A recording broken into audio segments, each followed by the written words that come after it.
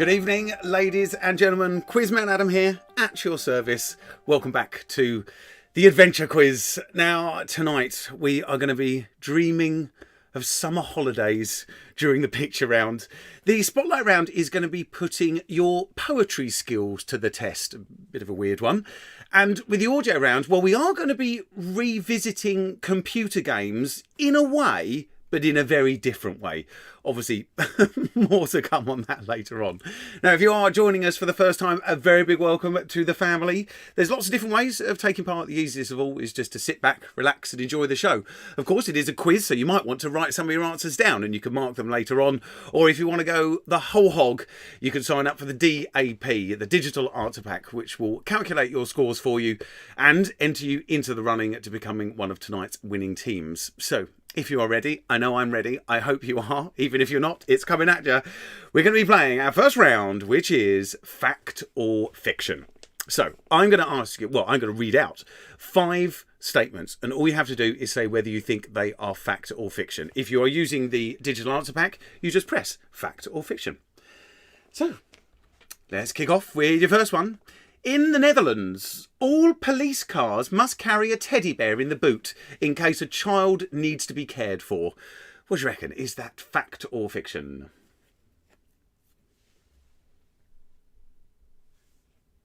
I can tell you it was. It's fact, and it's such a cute fact as well. They're just it's such a lovely country. Okay.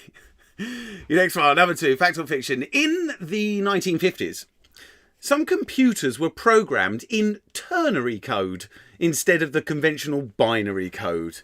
What do you reckon? It's a bit weird, but could it be fact? Could it be fiction?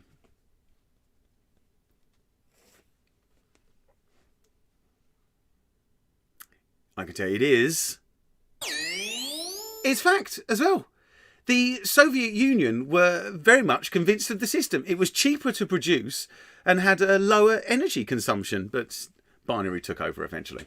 Okay, number 3, ternary.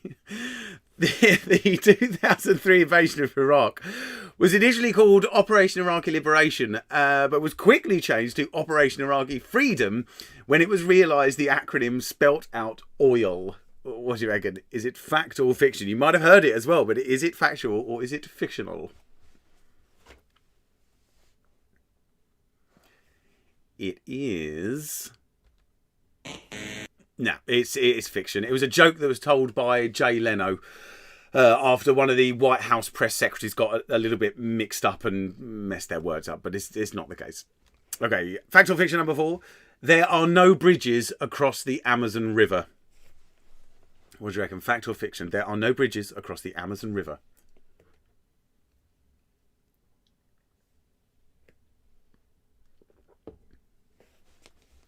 It is...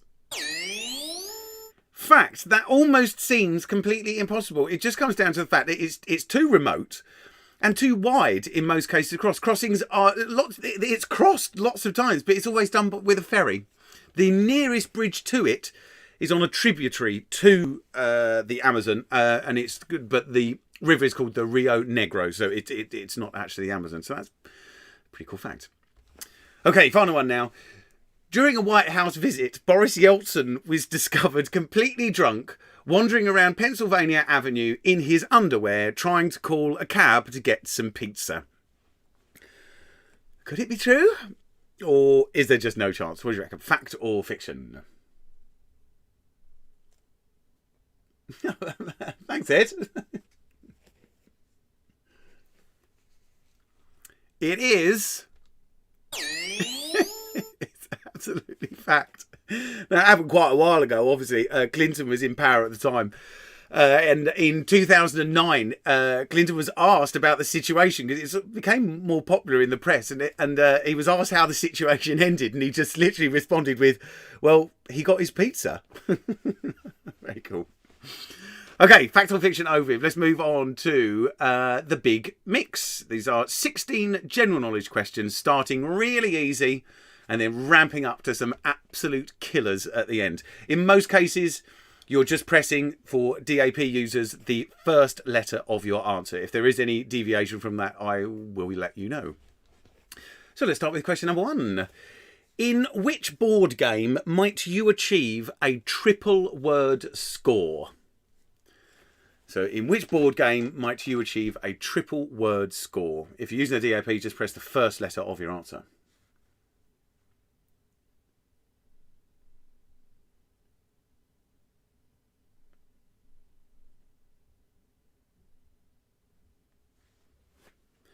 Question number 2. Now, there's some big words coming your way, but don't panic.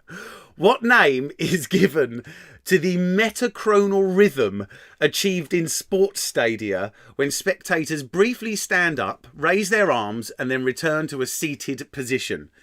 The only way I could avoid one particular word was to use these terms. So what name is given to the metachronal rhythm achieved in sports stadia when spectators briefly stand up, raise their arms, and then return to a seated position? And I say big word alert, there's some really big words coming later on, but luckily you don't need to know really what any of them mean. They're just really, really good words, and I like saying them. I'm a bit of a etymology geek. Question number 3. In which series of films are the principal characters voiced by Tim Allen and Tom Hanks? So there they are together, but in which series of films do they voice the principal characters?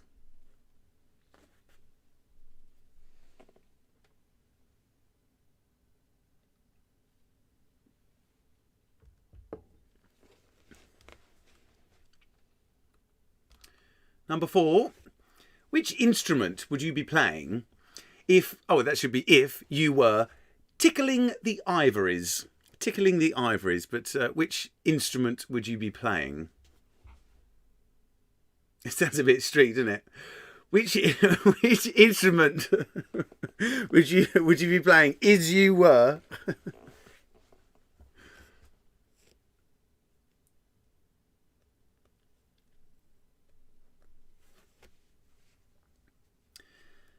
Number 5. Which saint is the patron saint of Wales? So it's Saint what? What's his name?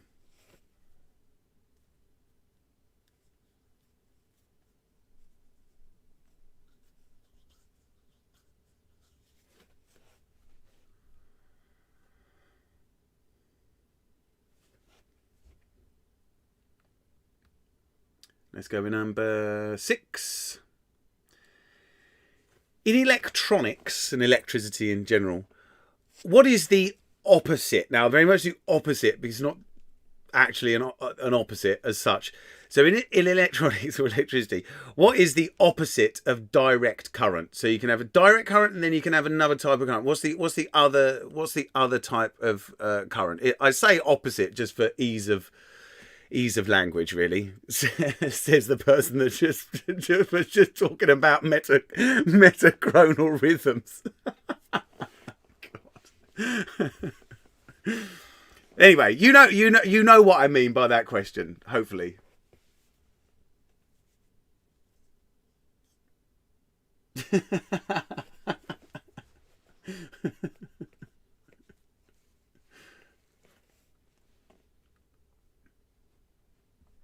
Question number 7 now.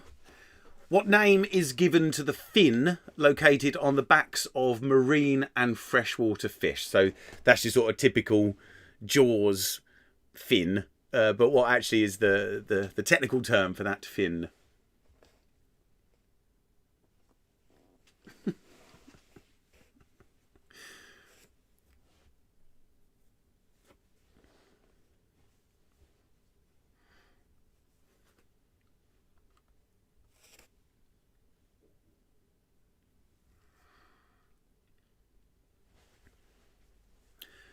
Right, question number 8 is a bit of a weird one. It's not particularly difficult. It might just take you a little bit longer, and it's quite a long question as well. So obviously I'll read it, but then you read it as well. So the years 2013, 2014, 2015, etc., etc., are unique in that, well, they're not unique because they're 3 exhibit the same thing, but they are unique in the way that all 4 digits are different. Okay, so 2013, you got a 2, a 0, a 1, and a 3. They're all different digits. Same with 2014. Okay. But when was the most recent year before 2013 that this phenomenon also occurred?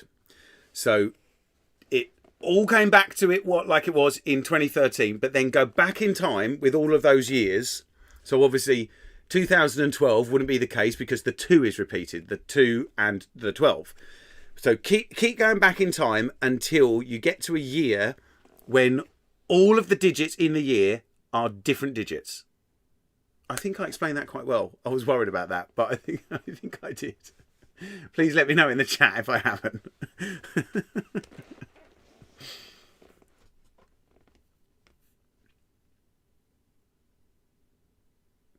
What? I didn't, Dean, did I?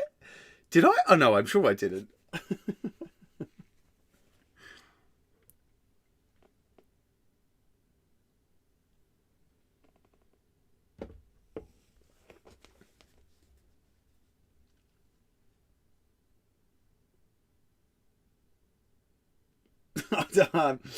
We don't we don't do football here, mate.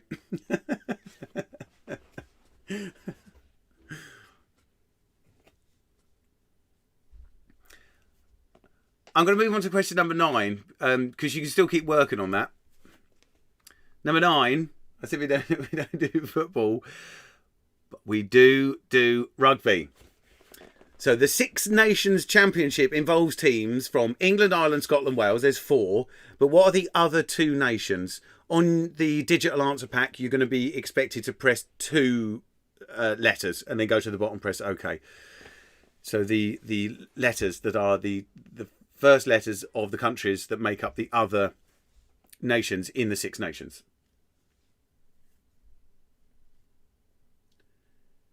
Question 8. Do I enter the first initial? No, aren't you? No, you're typing. Aren't you typing in? Tom, with that one, you have to type in all 4 digits.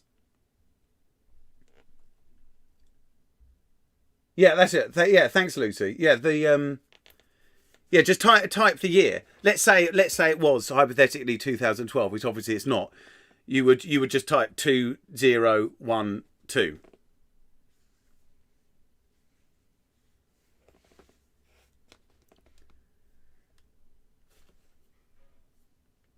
First letter of the first word excluding the.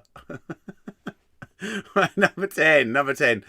I've made this multiple choice just to avoid confusion, but you've got the whole alphabet in front of you. But you only press one of these 3. What is the most common blood type in humans? Is it O, A, or B? This originally was going to. It's just too complicated otherwise. So is it O, A, or B? Which is the most common blood type in humans? Humans.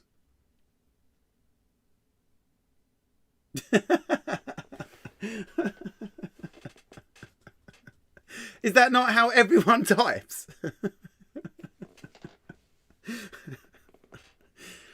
Although sometimes the type form, the DAP, can be a little slow, so you do sort of need to just give it a little bit of time to register digits. Right.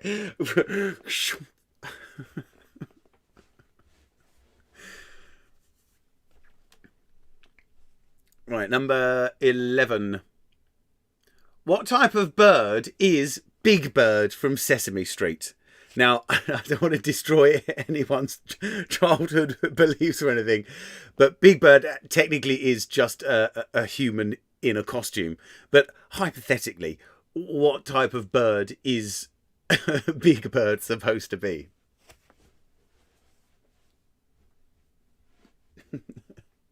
Who? Big Bird?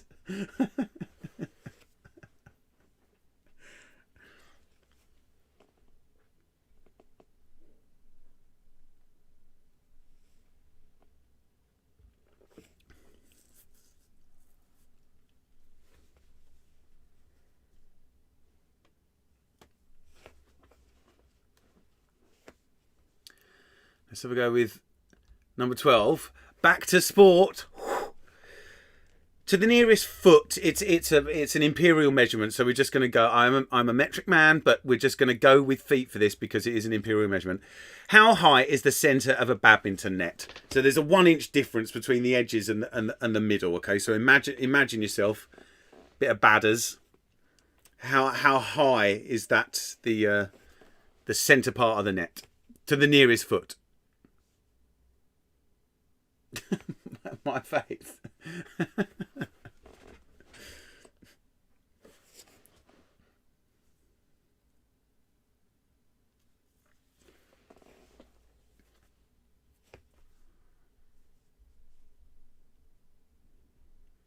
This is a good one if you want to stand up at home. Feel free to stand up at home and sort of judge. Be like, would it be there? Would it be there? And try and work it out. You got a good chance, I think. If you play badminton, that is. Right, let's move to number 13. Technically multiple choice. After which planet is the Robinson spacecraft named in Lost in Space? You know, Lost in Space, the TV show. There was a film thing. There's actually been a reboot recently as well. After which planet is their spacecraft named? In particular, the Robinson's family's spacecraft. It's named after a planet. Which planet?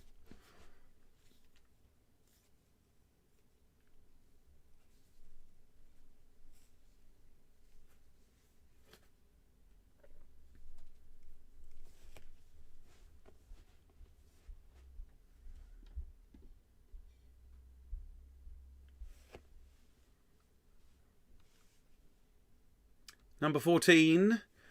What is the technical term for a female donkey?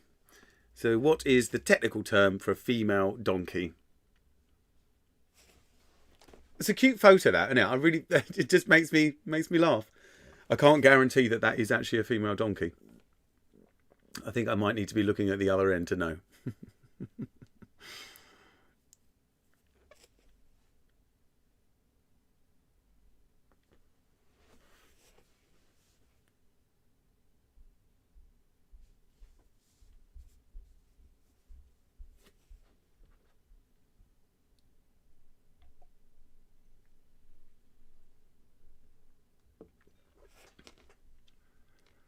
Right, your penultimate question.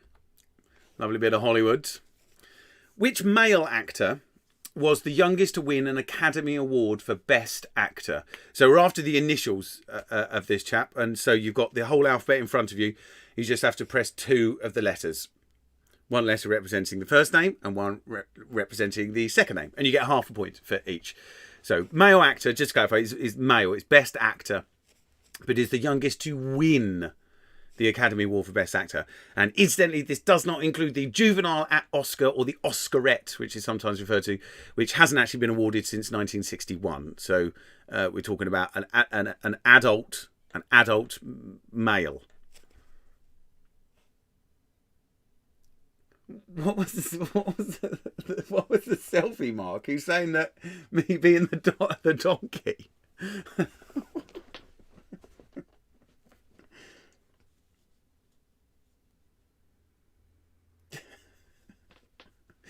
Like zooming in on stuff.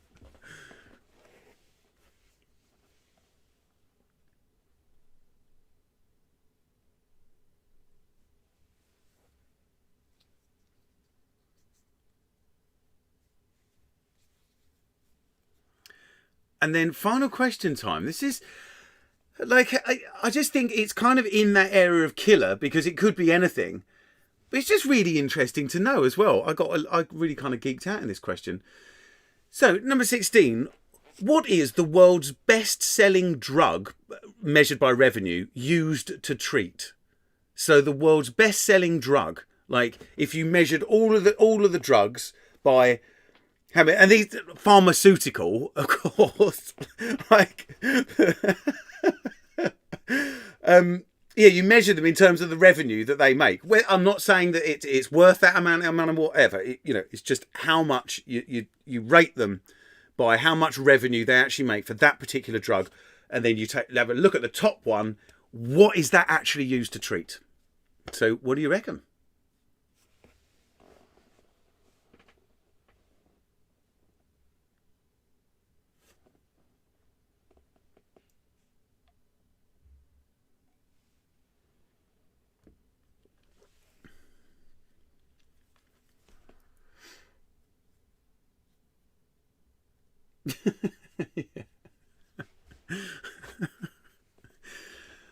So I'm going to leave those questions with you for 1 minute, almost exactly 1 minute. You'll have a recap of all of the questions behind me. That will allow you to get up to speed with exactly where you are in your DAP.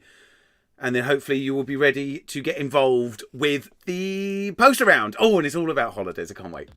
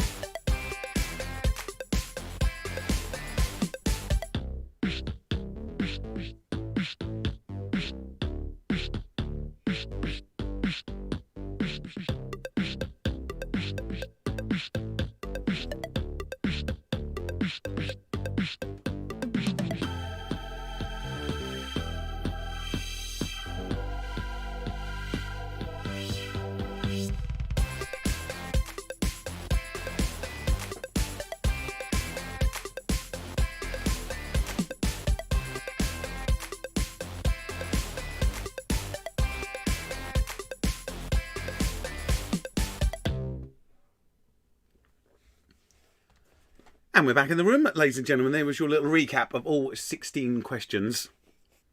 It is time for us to move on.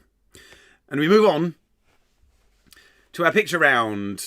You can get yourself, as well you know, large, well, I always say large versions, but they're not large versions, are they? You can just make them large. They're small versions on the website of these posters. You need a password for it. And the password this evening is Sun, Sea and Sangria.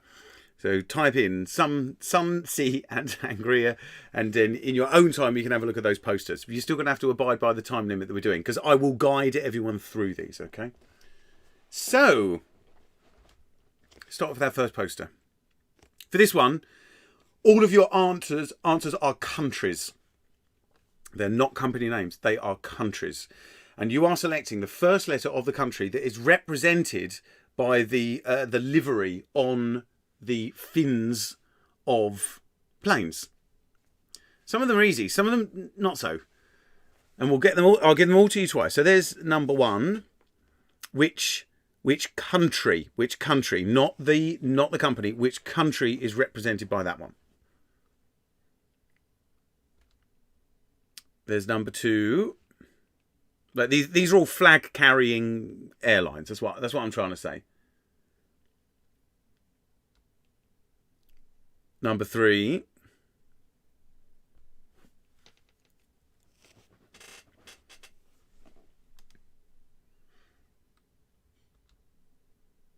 Number four.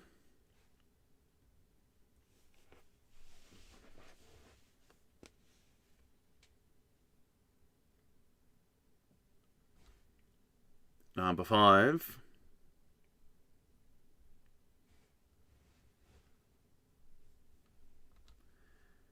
Number six. I have photoshopped out a little bit of stuff on these as well, but you know. Number seven, interesting one, that one. I definitely know someone that should know that one.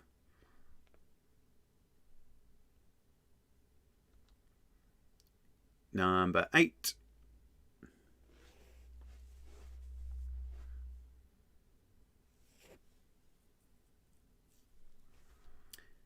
And number nine. It's a nice one, that. I really like that one. It's got a good, like the sort of the graduation of the blue colour. It's nice.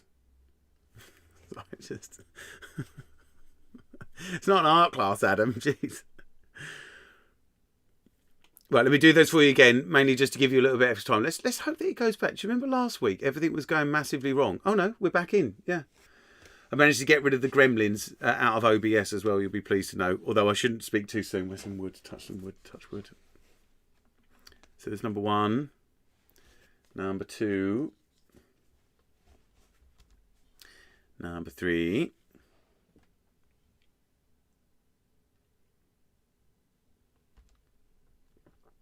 Number four. Number five. Remember, for all of these are after the country, not the name of the company, not the name of the airline. It's the name of the. In some of those cases, the first letter of the company's name might be the same as the first letter of the country, but we're after the first letter of the country.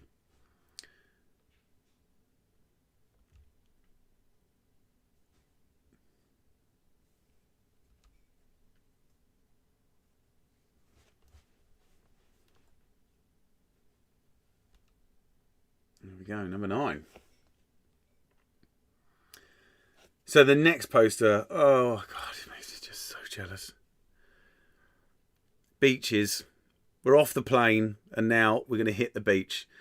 Where would you find these beaches? And it's multiple choice as well. In some cases you've got cities, in some cases you've got towns, in some cases whole countries that I'm referring to. But you know, like you just go with it. It's multiple choice. Okay. So there is beach number 1.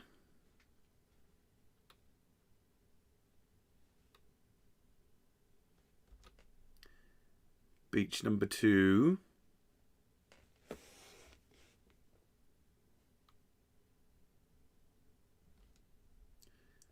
Number 3. That is the only one of these beaches that I've been to. And it was actually disappointing. Disappointed! There's number 4.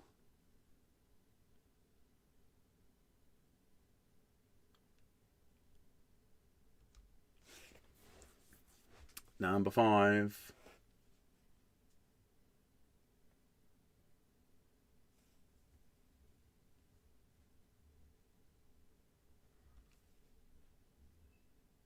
Number 6.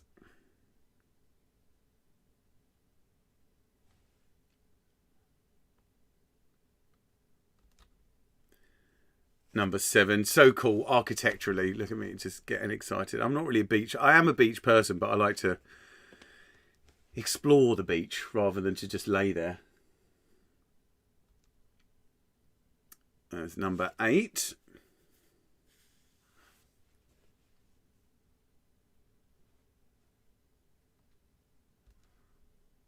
And number 9.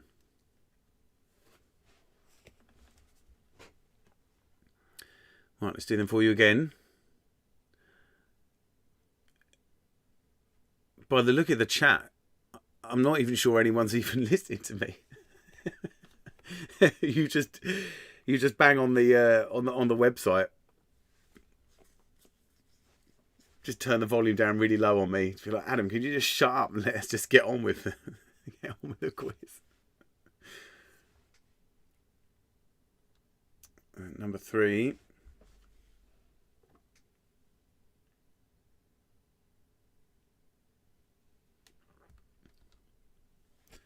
Number 4.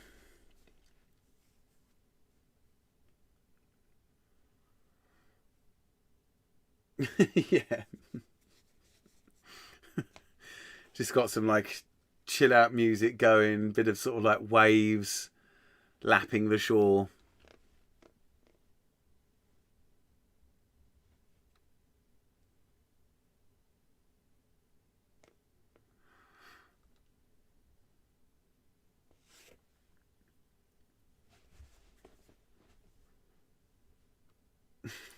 Well, thanks, Roy. Although sometimes I even annoy myself with the amount I talk.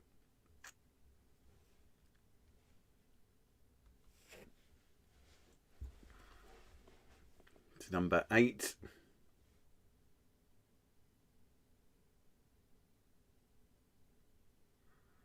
And your last beach is number 9.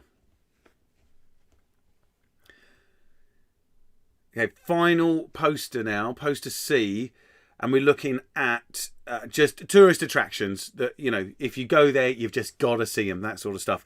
And to make, well, I've made it multiple choice, but I've initialized all of those answers. If I just gave them to you as the whole words, it would just, everyone would get 100%. So I've initialized them just so you can think, oh, yeah. And also that will avoid any confusion if some people will call them something slightly different, which could be the case in some cases, but let's just see. So there's number 1.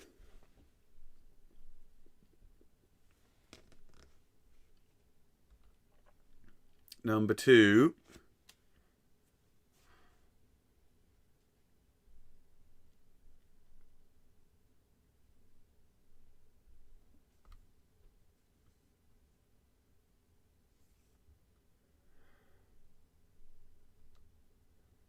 Number 3.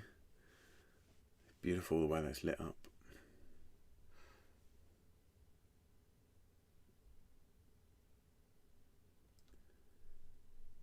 Number 4.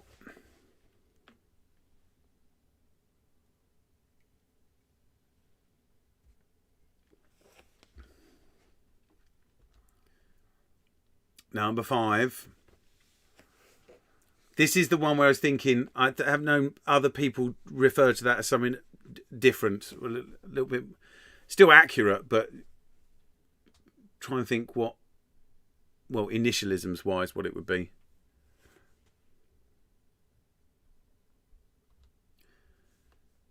There's number 6.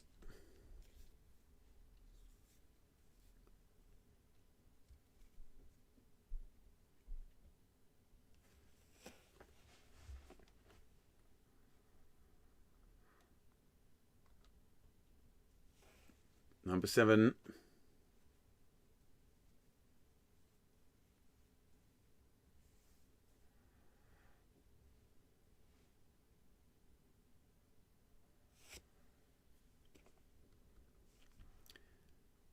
Number 8.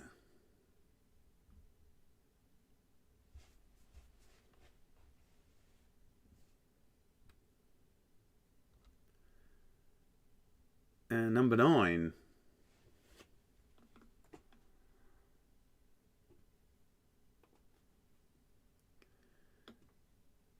I think we'll do them again. There's number 1. Number 2. Number 3.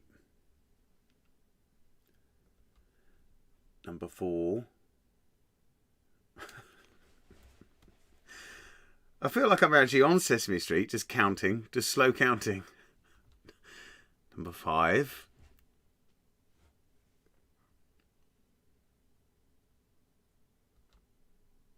Number 6. I could just hit it really hard and go 1, 2, 3, 4, 5, 6, 7, 8, 9, 10, 11, 12. Number 7.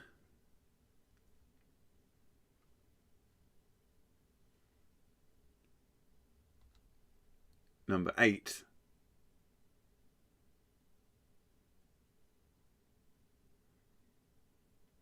And, you'll be surprised to know, number 9.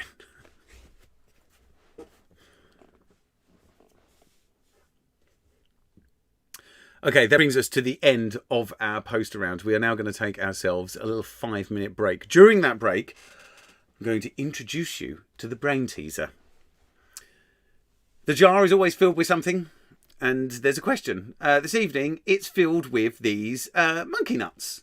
And you have to say how many are in the jar. Now, just to clarify, now I know that in each one of those cases, there's 2 nuts, okay? But don't count them as each one as 2. It's the number of cases. Just think that as it, like when I was counting it, going 1, 2, 3. I was not going 2, 4, 6, 8. Okay, so 1 casing is 1 monkey nut. Even though, yes, I know that there's 2 nuts inside there. So there you go. How many casings are in there? I'll leave this with you for 5 minutes. Grab yourself a drink. If you need a comfort break, there is definitely time to be able to do that. There's also time to finalise your answers with the spotlight round before... Yes, because after this, we're going to be doing the spotlight round. So here you go. Enjoy a 5-minute break. Start your preliminary counting.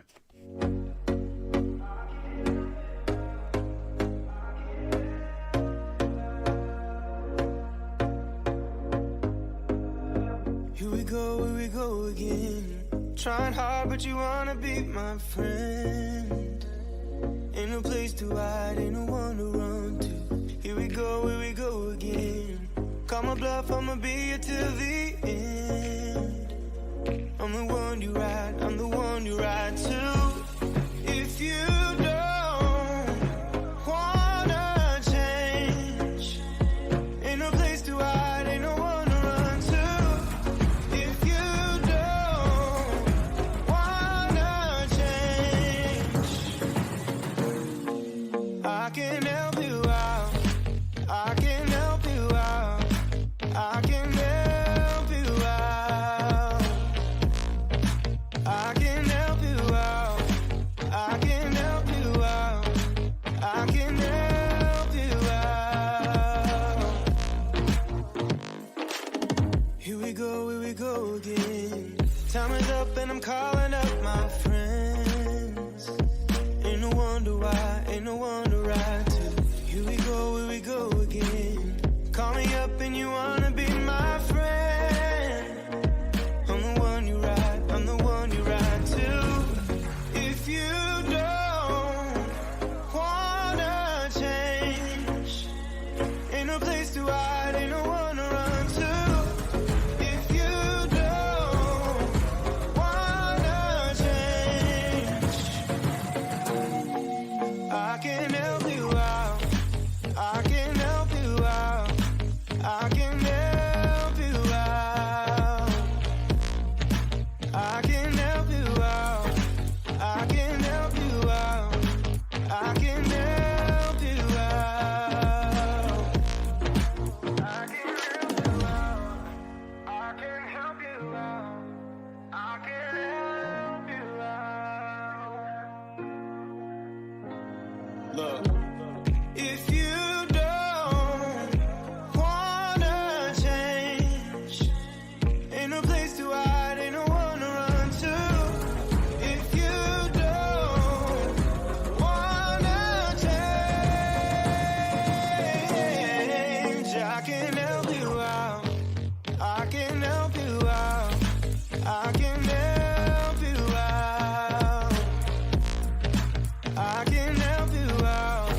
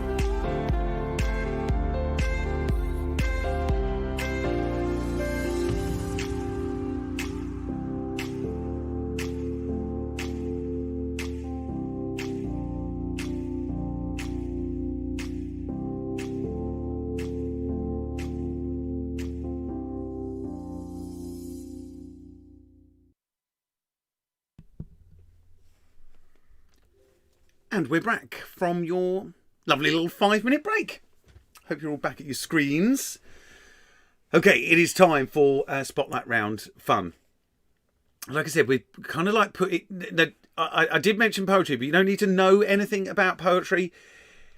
Tonight we are looking at rhyming words. And so therefore tonight I'm going to say that this round is rhyme time. See what I did there?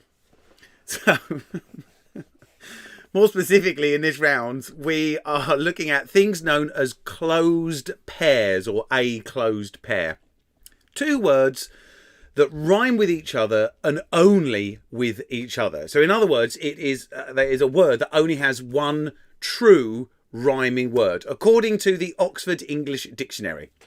For example, truncheon, luncheon, or fountain, mountain. They are two pairs that are closed pairs. There are no other words that technically truly rhyme with them. They're just on their own. These two little lovely words that go throughout the whole of human civilization, just being the only, well, in this country, being the only words that rhyme with each other. So, and the way we're going to start is we're going to start with the words get longer as we go through. That doesn't necessarily make it more difficult, but I think later on there's more obscure words. So this is also potentially a test of your vocabulary, okay, more than it is a test of rhyming, because everyone can make something rhyme with something else. We're going to start off with, look at these big words. I mean, we all know this one, hopefully. Monosyllabic pairs. So it's just one syllable. And they've got to be proper words. They have to be in the Oxford English Dictionary. There is one coming up later, which, and I'm not going to say which one it is, but there is one coming up later where there is a very, very, very naughty word. Well, actually, it's not naughty. There is a rhyming thing with it, and that is, and if you're sniggering, it is not what it is. Okay, it's got to be a proper word. I'm not going to tell you which one I'm referring to, though. It is not this first one. The first word is hoaxed, as in, I was hoaxed. But what is the only word? What's its other half of the pair? And all you need to do on the DAP is press the first letter of that word. So the only word in the English language that rhymes with hoaxed is what?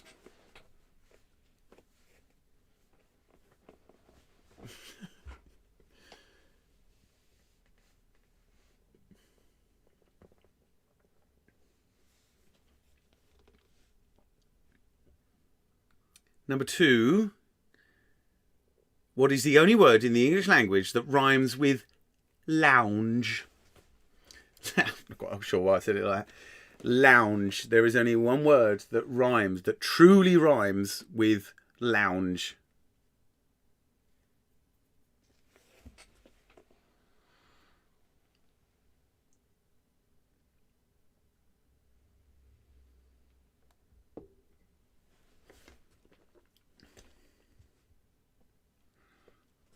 A piece of pen, a piece of paper and pen is definitely going to help you in this, because I definitely think some people are going to find some easier. Like there's some that it's instantly there, but that's not. I'm sure that's not going to be the case with other people. Definitely sure.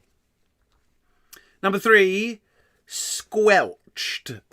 Yeah, it's a good word. But there is only one word that truly rhymes, according to the Oxford English Dictionary, with the word squelched. Yeah. I was kind of throwing you off the scent, to be honest, Dean. I have to do something in the intro referring to what the theme is. But if you were a poet, it would be nice to know what the only word is that rhymes with squelched.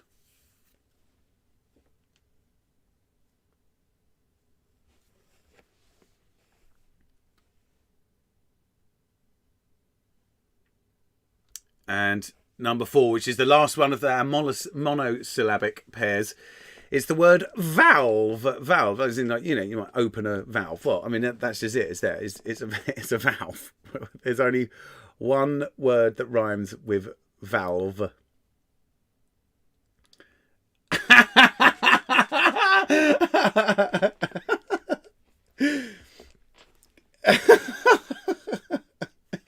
Yes, Helen, that one. Yeah, the one that you, because you, there's a little delay. So yeah.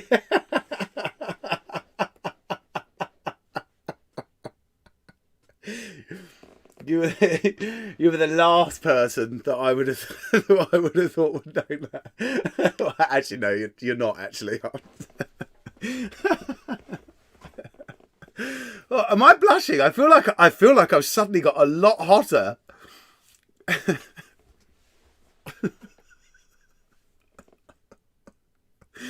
Right. Our next group. Let's get geeky with these words, guys. It's disyllabic trochaic pairs. So, 2 syllables, disyllabic, 2 syllables. The trochaic refers to the fact that the first syllable is stressed and the second is unstressed. It's a trochee, but they're trochaic. So, disyllabic trochaic pairs. Let's just move on. This word is bonnet. On it like a bonnet, but sadly that's more than one word. So what is the word, the only word that rhymes with bonnet? Yeah, there's no naughtiness in any of them. The Oxford English Dictionary, to be honest, is quite light on rude words. Like a lot of it, like it's, you know, the classics are there, but the more street swear words are not there.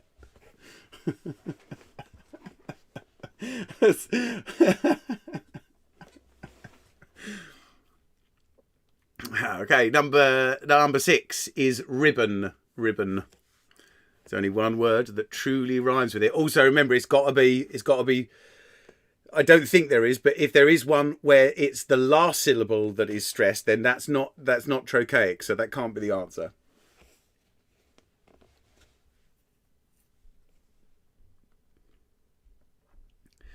Number 7 is audit. There's only one word that rhymes with it. What do you reckon it is? Or if you're using the DAP, what's the first letter that rhymes with it?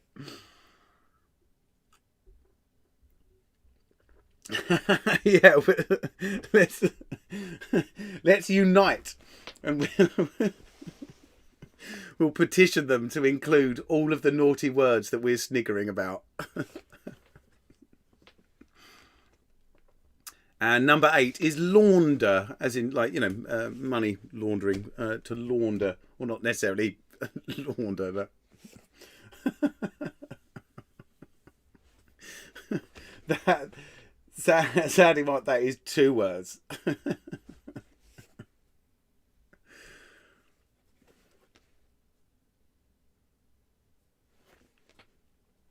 Right, so we've done the disyllabic. Can you imagine where we're going now?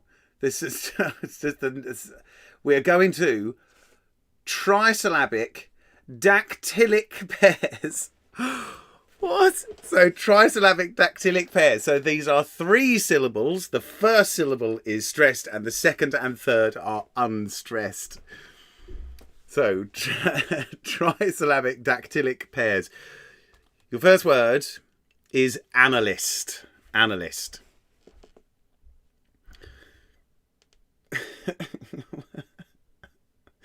What does it rhyme with? It has to be another trisyllabic dactylic word.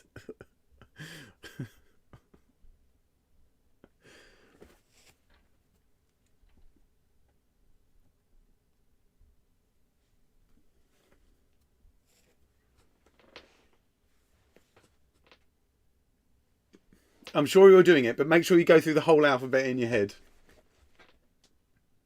And later on, there is going to be it will be a test of vocabulary where you're just like, that sounds like a word, but is that a word? Number 10 is medium. But what is the only word, or indeed the first letter?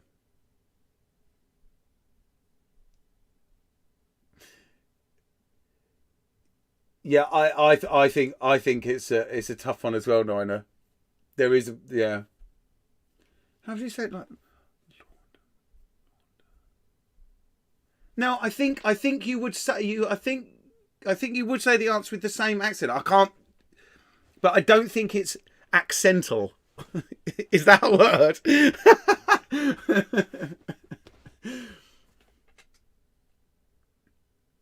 I would say that all of them are dependent upon, they all rhyme in RP, received pronunciation, which if I'm in an interview, I do speak RP. I don't for the rest of my life.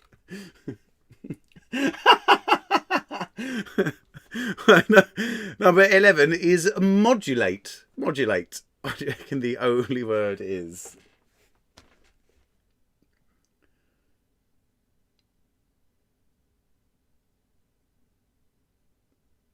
There were a couple of these pairs in the research that in brackets afterwards it was referring to that it sometimes it would be forced, or and in some cases it was if it's true RP.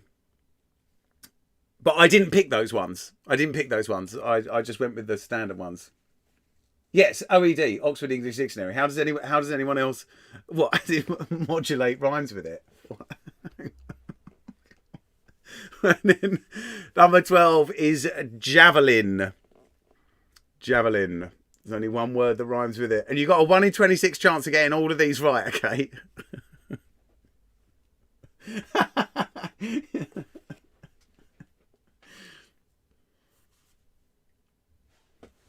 Yeah, I mean, naturally, I think it would come down to an English accent, given that it is the Oxford. Yeah, it's not. It's Collins, isn't it? The American one. No, it's this. Yeah, it is it is OED.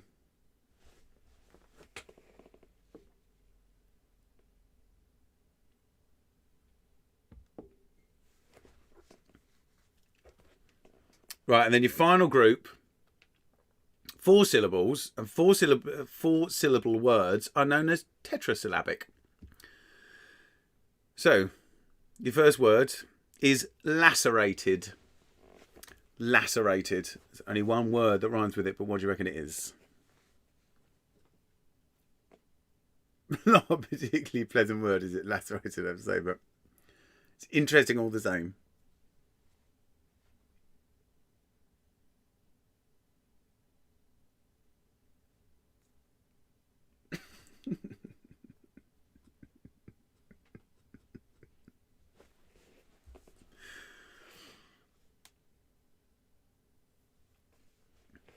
You definitely would. I think you would have heard. You definitely would have heard of the word that rhymes with this one, I would say. Number 14. Not so. I don't think culminated. I mean, obviously we've all heard of culminated, but I picked the more common of the two words. So culminated.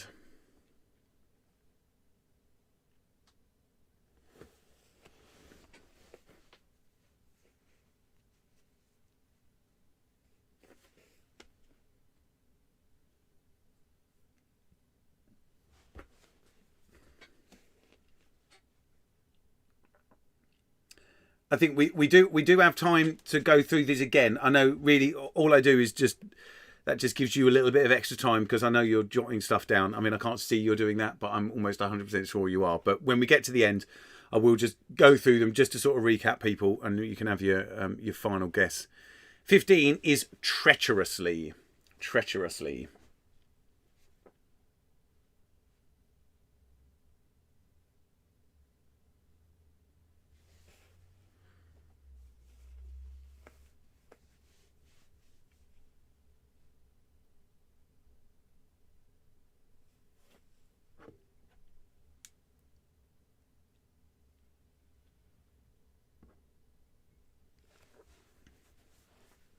And then your final one, and I hadn't heard of either of these words. I understand what 16 means, given that I had to work out how it's pronounced, and I was like, oh yeah, okay. 16 is deifying, as in to make something a deity. To deify, it is deifying. It's like, Deifying. There's only one word that rhymes with that, and the other one that rhymes with that, I was just like, good God, it's just as mystifying as deifying. But give it a go. 1 in 26 chance. Come on.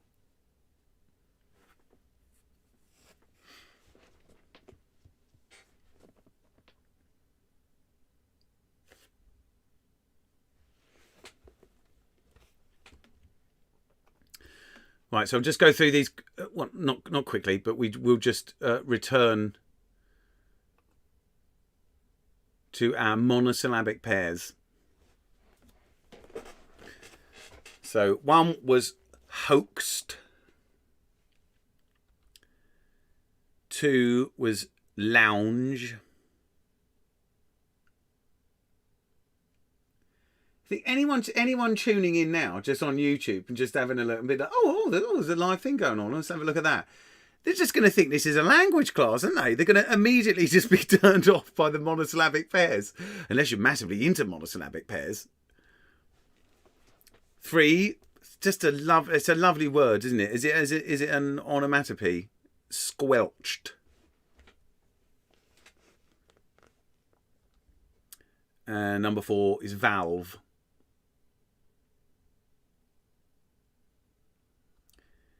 Your disyllabic trochaic pairs start with bonnet.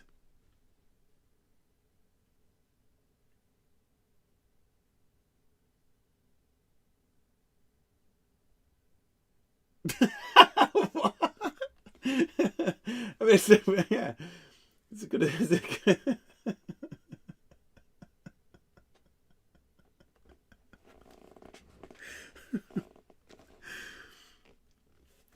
Number 6 is ribbon.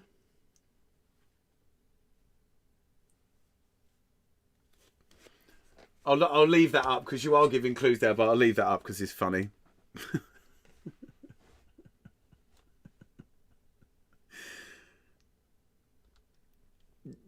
Number 7 is audit.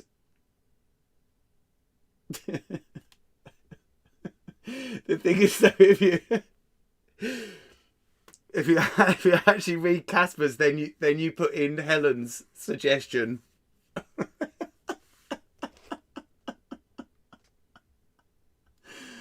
Oh God. Number 8 was launder.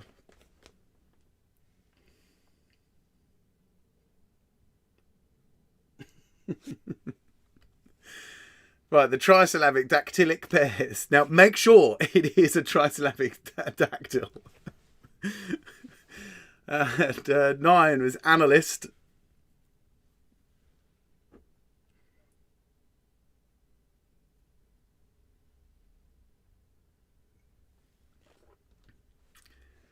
Ten is medium.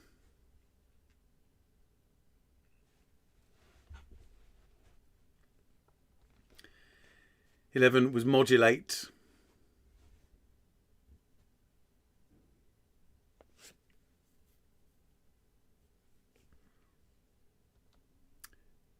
And 12 is javelin.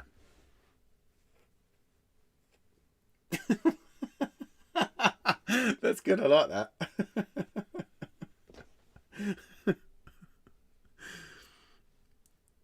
Tetrasyllabic pairs coming your way. 13 is lacerated.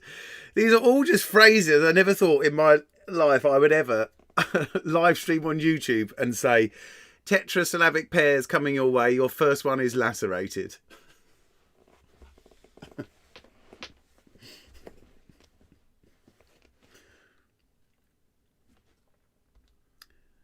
"14 is culminated.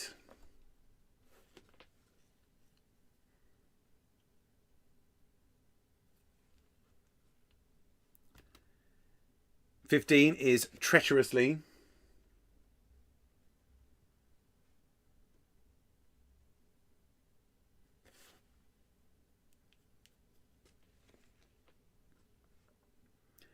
16 is deifying.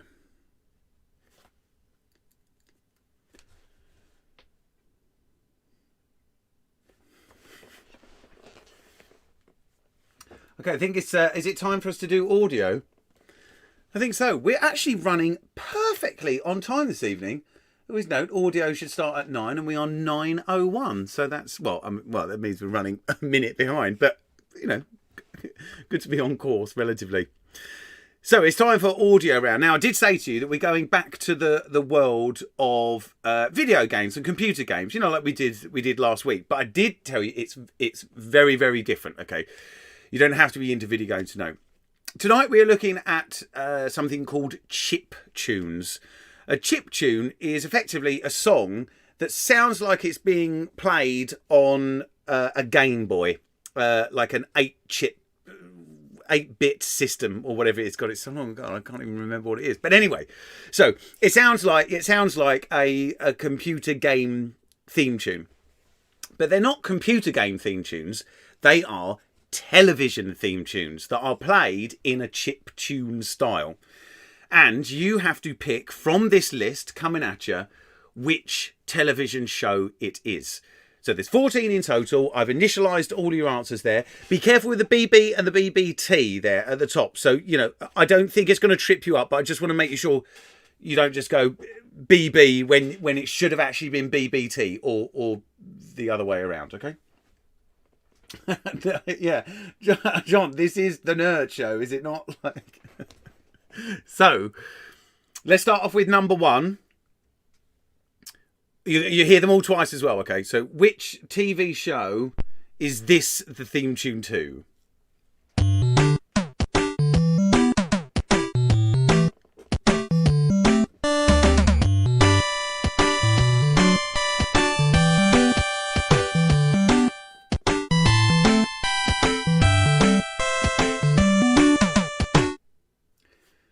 So that was track number one. So you might get that straight away, but don't worry if you haven't, because there's still time. And for each track, we're going to have a little, like a computery little image joining us. So here's number two. There's more to come, Roy.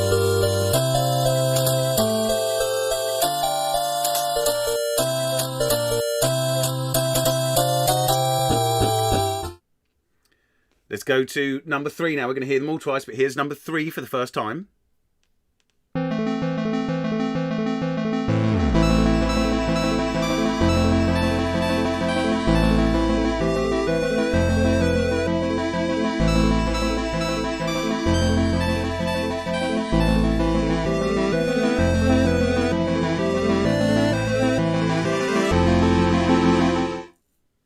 As I say, you're going to get them all twice. Let's go to number four for the first time.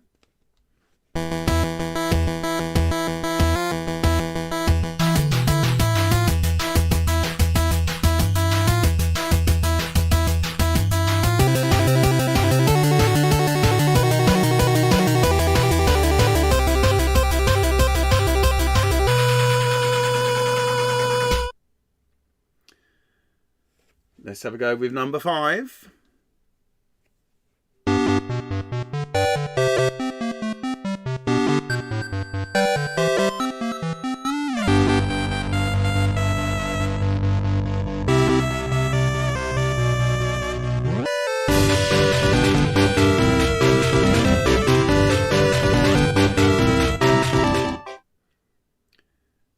That was number five.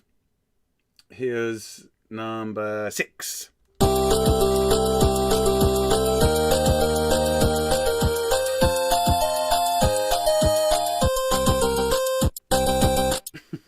A bit of twerking to go with it there. Here's number seven.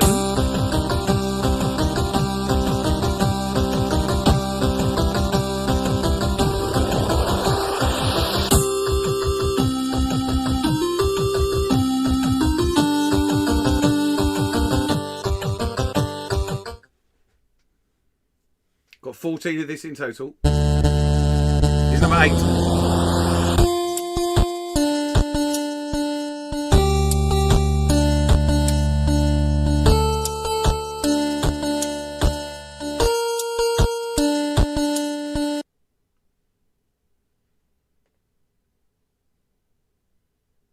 Do you know know what? We might even do this 3 times actually, because I feel like we're actually whipping through these. Let's do it 3 times, but we're just getting the easy ones out of the way the first time. Okay. Here's number 9.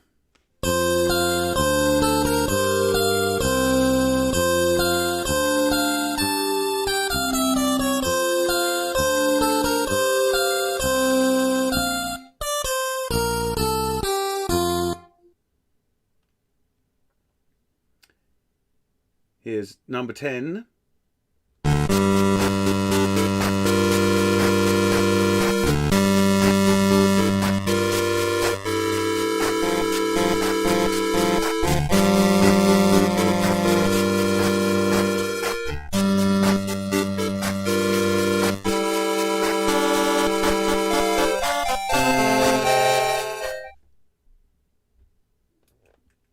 That was 10. Here's 11.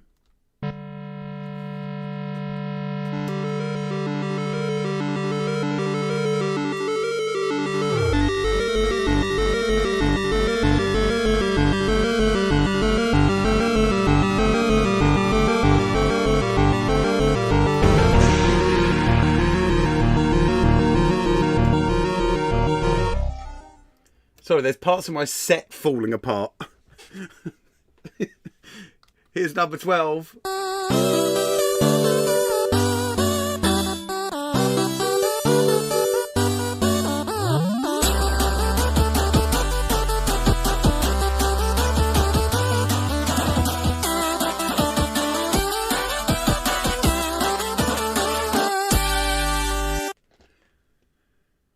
That was number 12. Your penultimate one is number 13.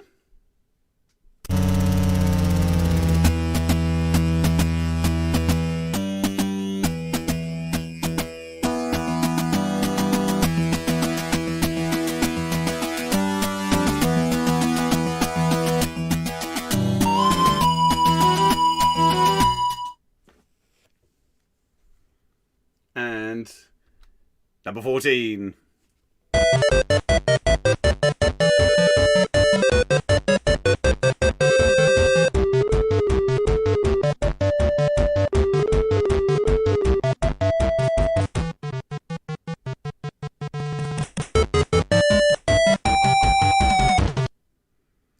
So there you go. I think there's some easy ones in there. There's some tougher ones as well.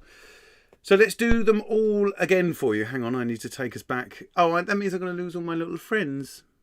Oh well, we'll go back to just Banana Man. That's not the answer. Here's number 1.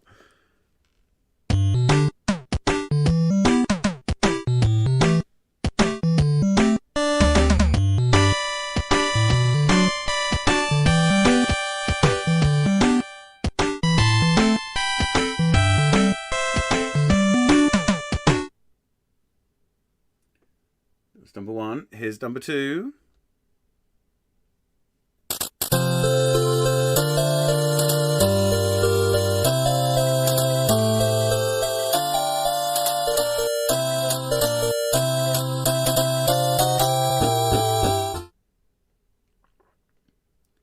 Number 3.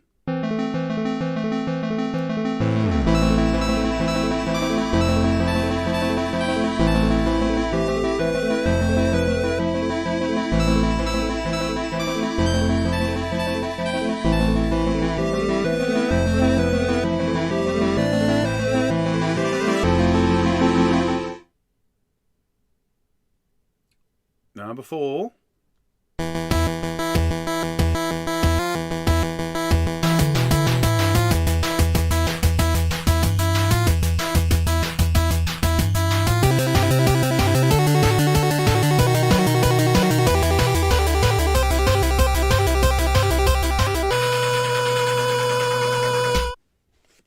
Let me know if you want these a third time. I'm happy to if you want to. We do have time, but only if you want to.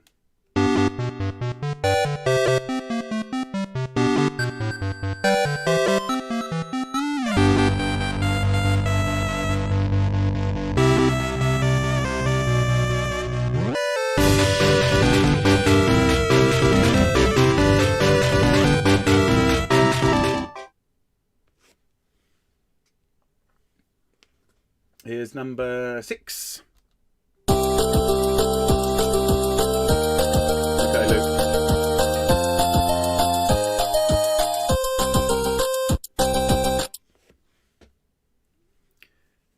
number 7.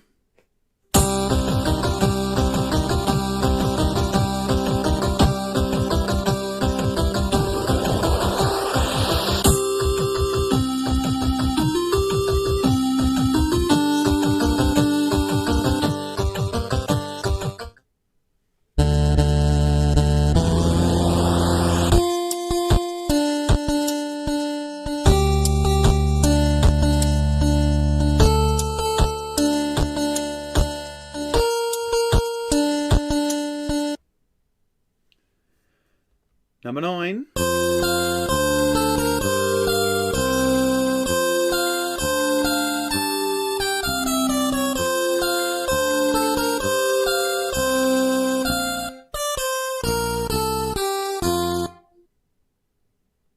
Number 10.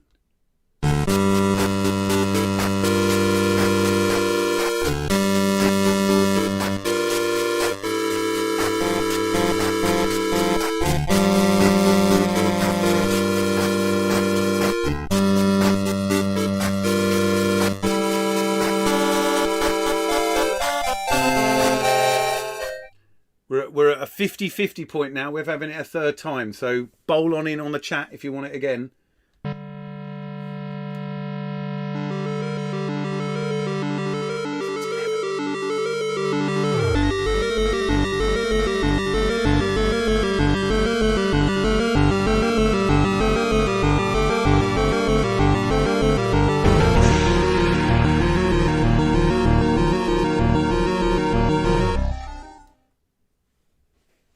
Number 12.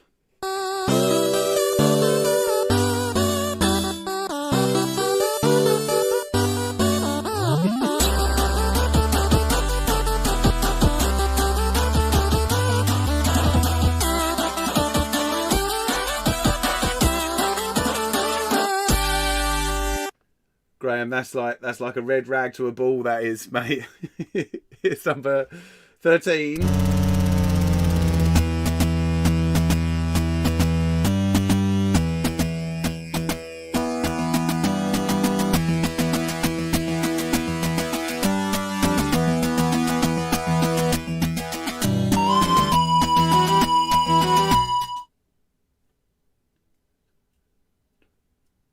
And the final one is number 14.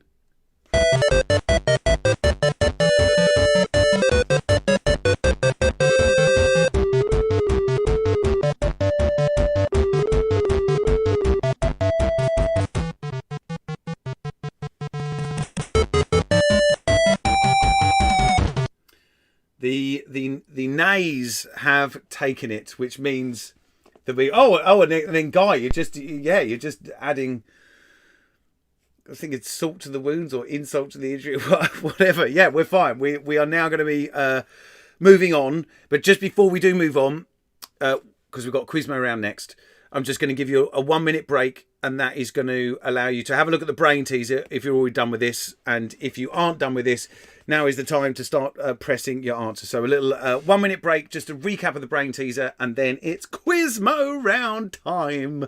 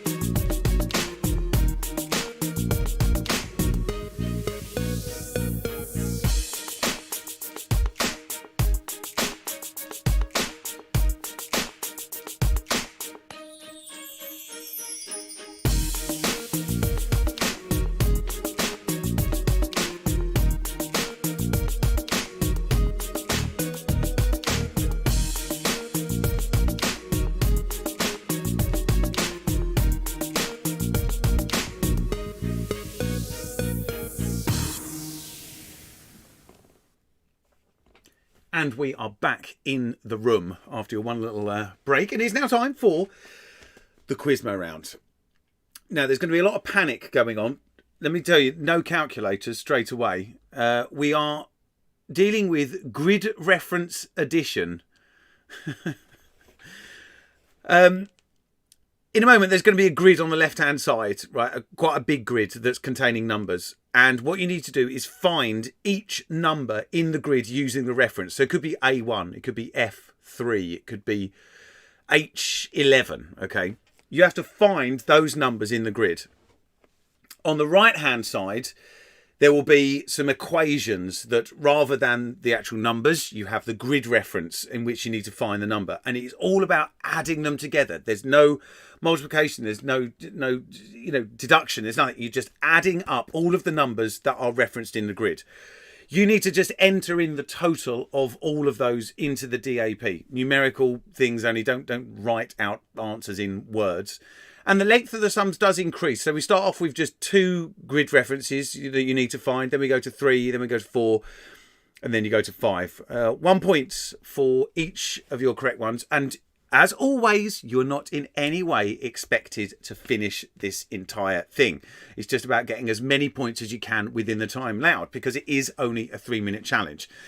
Now, like I said, you're not allowed to use a calculator. But I would recommend using your finger to mark, because the grid's quite big, using your finger to mark where you're going.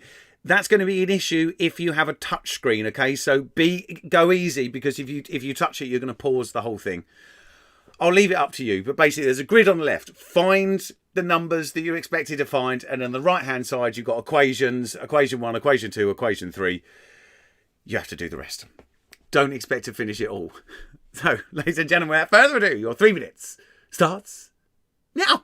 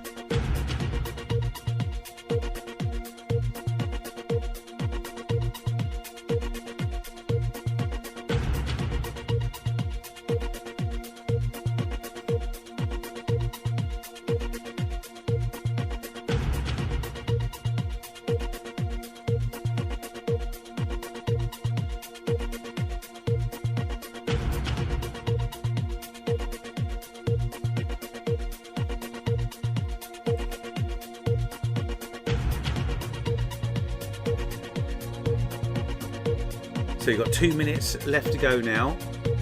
That's not a lot of time to finish all of them, but just do your best.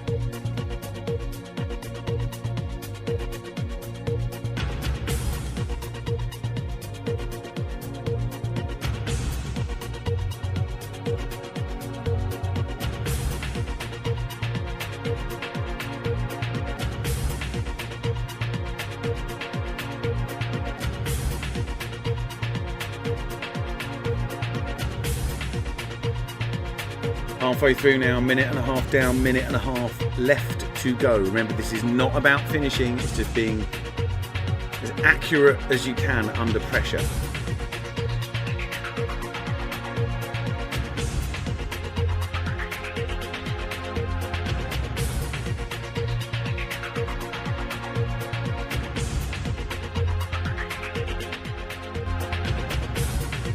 One minute left to go, 1 minute left.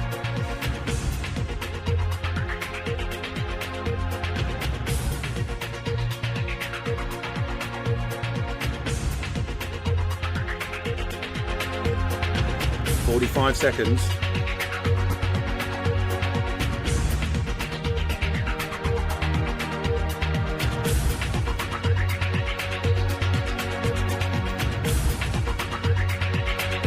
Thirty seconds.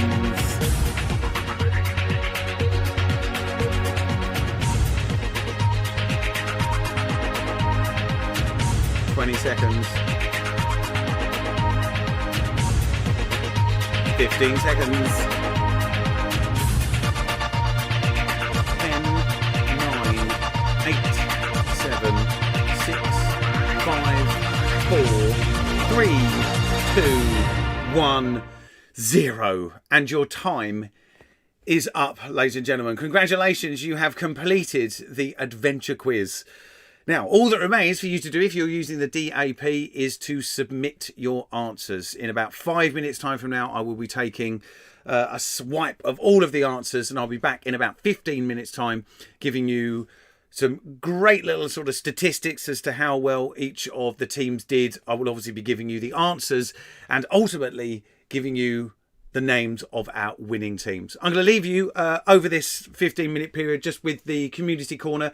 Make sure to keep bringing in your photos. You need to take a photo of just a photo that represents where you live, whether it be in London or wherever it might be. I'm going to give you a lot more time with this because it's not like something you can just find on your computer right now or just take, okay? So when you're out and about, take a photo of what represents where you live because we are a very dispersed group of people. So have a look at the rest of the community corner, and I'll be back in 15 minutes with statistics, answers, and results.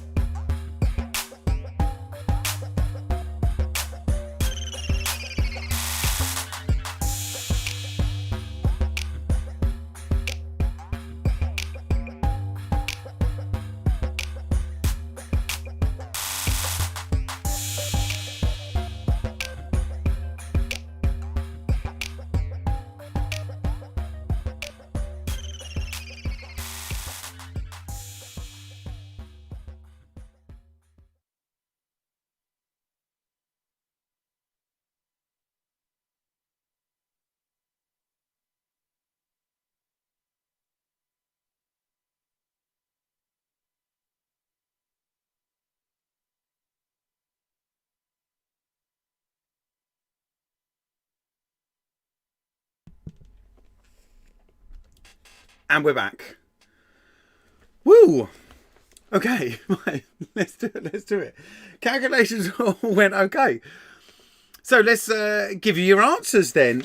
Were there more 100%ers than ever? Although there was one where there wasn't 100%. I was expecting 100%, but I think that's my fault. Anyway, let's just give you the answers. So the board game where you might achieve a triple word score, 100% said S for Scrabble. Now this is where we went down to 75. And judging by the other 25% of answers, that's where it went wrong. So the metachronal rhythm I was referring to was the Mexican wave. So when you did M for Mexico, 75% you did that. The other 25% but W for wave. So I feel bad, but there's nothing I can do about that right now. A wave, I could argue that a wave is not necessarily always seen in sports stadia about the standing. It would be a Mexican wave. Anyway, I'm sorry. In case you're interested, first seen on the world stage at the World Cup in Mexico. That's why it's known as the Mexican wave. Let's move on. The series of films where the principal characters are voiced by Tim Allen and Tom Hanks. Another 100%er for Toy Story. Tickling the Ivories, another 100%er for Piano or Pianoforte, although it still starts with the same letter. A reference to the white keys being traditionally made of ivory. We go down to 95% for this one. The patron saint of Wales is Saint David. 6 and 7 were both 100%ers. The opposite of direct current is alternating current. And the name of the fin on the back is called the dorsal fin. We go down to 95% now for this year one. It was 1987. Another 95%er for the other two countries. We needed F for France and I for Italy. Number 10, it was 85% of us got O, which is the correct answer. Yeah, adjudication. What type of bird is Big Bird? 47% of you were correct with canary. An 8-foot 2-inch tall canary. 21% of you put O, I'm assuming for ostrich as well. You would kind of assume that, but no, he is actually supposed to be a canary. I say he. Is it actually a boy, or is it? I don't even know actually. Anyway, number 12 down to 40% for this one. It's 5 foot in the middle. Lots of people were going over that, and I think it's because the last time I played badminton, or when I last played it sort of seriously. Not at competition level. I was young. I was shorter, and so it really felt like it's really high. But now I think if I went up to it, I'd be like, yeah, that is 5 foot. Number 13, back up to 75% of you were Jupiter there. That's good. Jupiter 2 was the name of the spacecraft, that is. Number 14, 55% were good with Jenny for the female pony, or Jeanette, I think it can be called as well, but both start with J. Number 15. Whoa! Down to 10%. 10% for this one. It's Adrian Brody for his role in The Pianist. And the killer that it was killer. So the world's best-selling drug is used to treat arthritis? Yeah, the drug is called, hang on, let me get this right. Adalimumab. Yeah, that's it. The drug is called adalimumab. And it's sold under the trade name of Humira.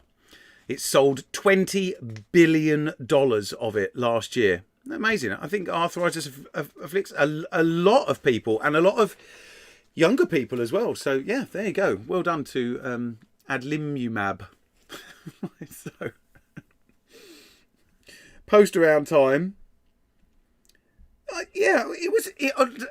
From my point of view, I actually thought it was a nice post around, because there were some dead certs and there were some ones that you were definitely guessing with, 100% certain. Post A, 100% of us got Australia. Our next one was Spain. That took us down to 85%. Mexico came in at 45%. China seemed to be the hardest one. Oh, slightly harder, like 35. 80% of us got Germany. Then we go to Netherlands or Holland as well. I would have accepted. Portugal for this one, and that was good. 85% got that. I thought that was going to be a tough one. I guess you've got either A or P, haven't you? 90% of us got France. And then the toughest of all, only ever so slightly though, was Egypt. On to the beaches then. First one, number one. 85% of us got Rio. 75 with Positano, in Italy. 55% with Zakynthos. 95% with California. 80% with Sydney. 45% with Honolulu. Up to 90% with Miami. Just down slightly to 85% with Bali. And only 30% got Santorini. And then the final one. I think we can all agree this was our best one. Number one was the Palace of Versailles. Taj Mahal, obviously getting 100% there. 70% for the Grand Palace. 90% with Angkor Wat. 75% with Oriental Pearl Tower. 70% with Alhambra. 90% with the Sagrada Familia. 85% with Anne Frank's house. And 65% with Blue Mosque. 8 for headache. Oh, well done, Mark. See, that is the beauty of the 1 in 26 chance. So, rhyme time now. The closed pairs. How well did we do? And we did do well, actually. There was loads of 100%. There was also some obvious guessing ones going on. So, number one, the only rhyming word is coaxed, that rhymes with hoaxed.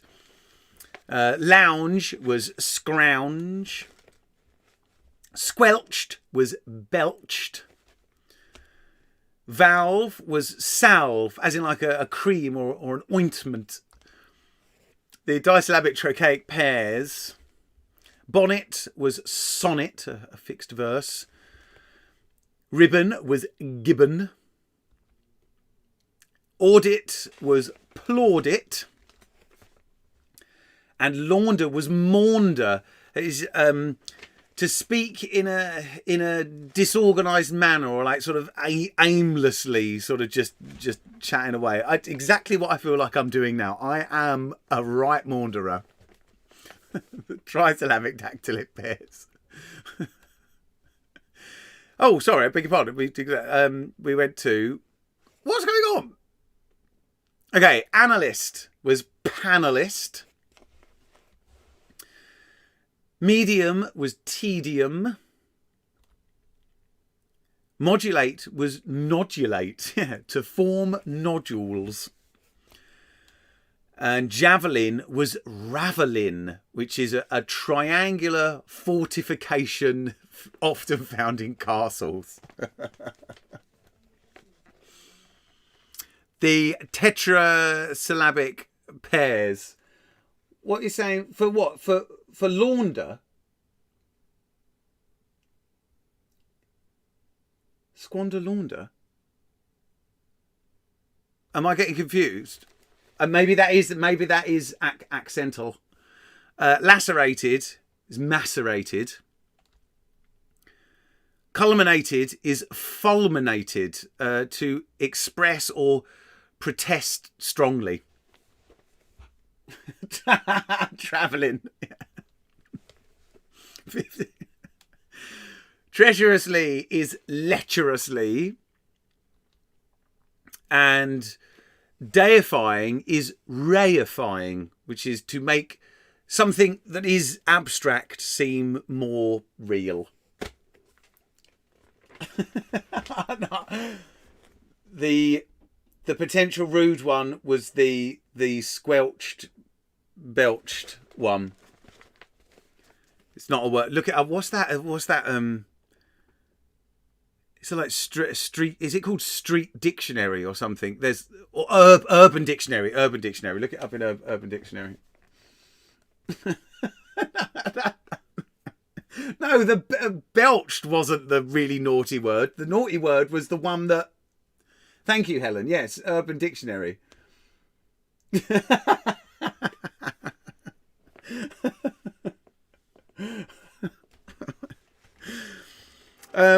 Right, okay, yeah, that's the end of the spotlight round. So it's time for your audio round answers.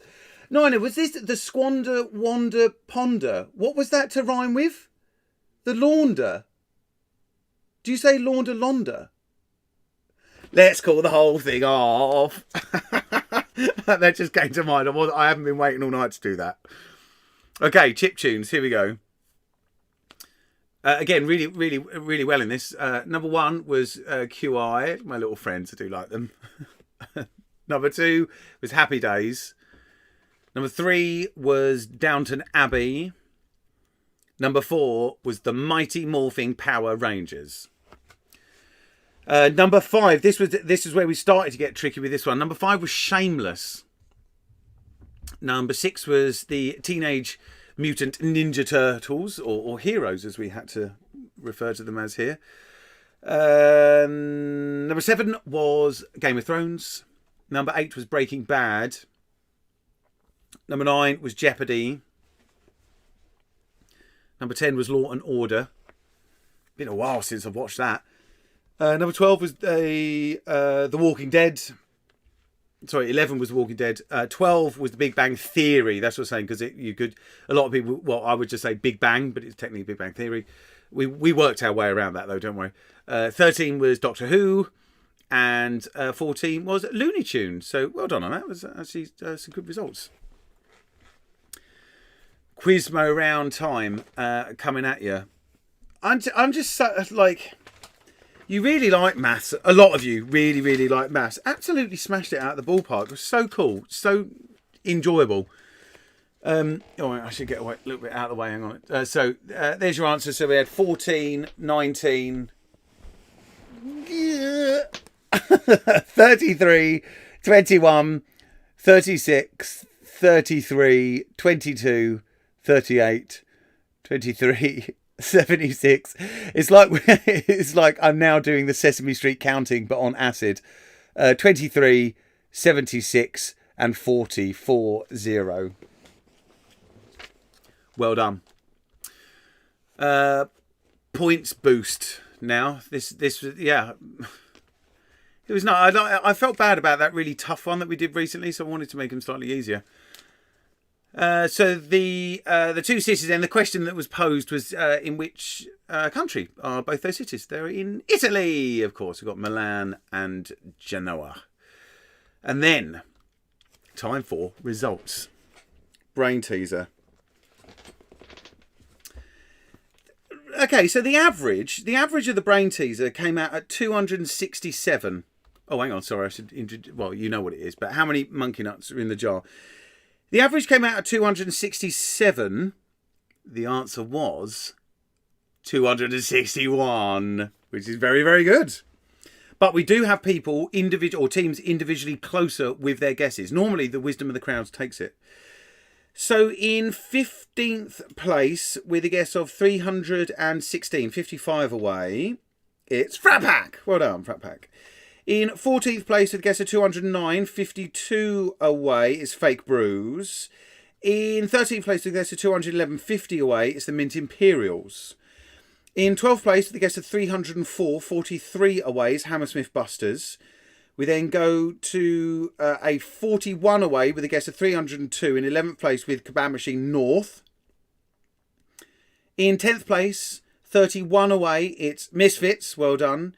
In joint 9th place, both with guesses of 236, 25 away, it's the Faftastic Four and the Lockdown OGs.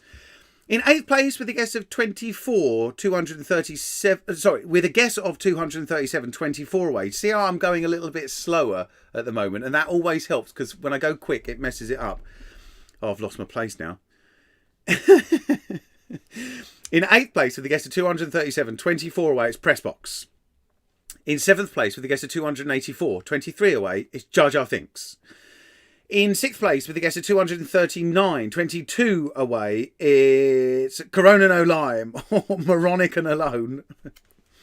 In joint 5th place with guesses of 244 each, 17 away, it's Chris A, well done, and Cremasteric Reflex, bravo. In 4th place with a guess of 250, 11 away, it's the Flavour Dictators. In 3rd place with a guess of 252, 9 away, it's Lucifer and the Almighty. In 2nd place with a guess of 256, 5 away, it's still open for Quizness, but our winners this evening with a guess of 265, it's 4 away, it's Browns of Richmond. Congratulations to you. Okay, time for this evening's results. And just to avoid confusion, I have just placed them all here and they should be coming up very, very soon. Please, it should automatically... Yes, here they come. So, Kebab Machine North, very sadly, coming in last. I do love you, though. 56 points. We're then going into the 60s with the Lockdown OGs, breaking into the 70s, Crimson and White. Joint place 75.5 points each with Quizentials and Pressbox. In the upper echelons of the 70s, lots of people bunching up there, all in 77 each. Little Almighty, Cremasteric Reflex, Marjorie's Hippos, never mind the Shuttlecocks. Just under the 80s, Jar Jar Thinks. Then we go, I'll Have a Piece, Please, Bob. We got the Mint Imperials, the Hammersmith Busters, just under that. But our winners with 85 points, it is Fake Brews. Well done, chaps. Well done, chaps. Well, ladies and gentlemen, I hope you've enjoyed yourself tonight. I have. I feel like I've been a lot more relaxed than I was last week. There were issues, as well you all know, with computing and settings on OBS. The gremlins have been removed. So that is it from me, folks. Thank you all very much for joining me tonight. As always, it's been an absolute pleasure quizzing you, and I very much look forward to seeing you in future quizzes every single Monday at 8 o'clock. Enjoy the rest of your evening, what we have left of it. Enjoy the rest of your week. And I will see you all very, very soon. Good night.